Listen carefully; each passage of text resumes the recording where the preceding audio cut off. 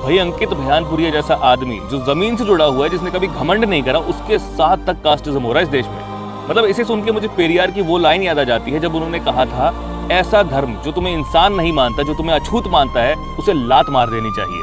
भाई मैंने अपनी जिंदगी में टूटे फूटे जैसे 10-12 साल मैंने रेसलिंग करी थी। मैं उस चीज का भुगत भोगी हूँ भाई। इतना गंदा कास्टिज्म हरियाणा में है ना, गेम में।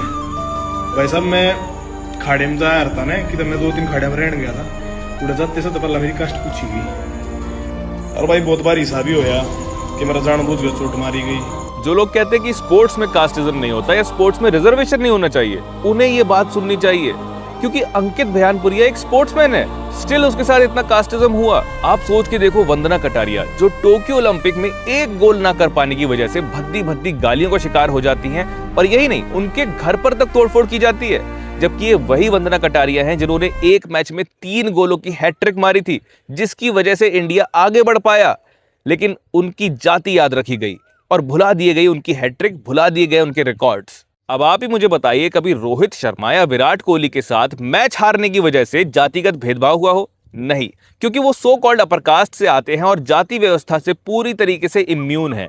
पिछड़ी जातियों से आने वाले प्लेयर्स ना सिर्फ शुरू से लेके अंत तक भेदभाव झेलते हैं, और अगर किसी तरीके से वो ऊपर तक पहुंच भी जाते हैं तो सिर्फ एक बहाना ढूंढा जाता है उन्हें ये रियलाइज कराने का कि तुम तो पिछड़ी जाति से आते हो। आपको वो तमाम लोग मिल जाएंगे जो कहते हैं कि अब तो जातिवाद खत्म हो चुका है, लेकिन एक साल में एनसीआरबी के हिसाब से 57,000 से भी ज्यादा केस होते हैं दलितों के साथ जातिवाद के, अत्याचार के।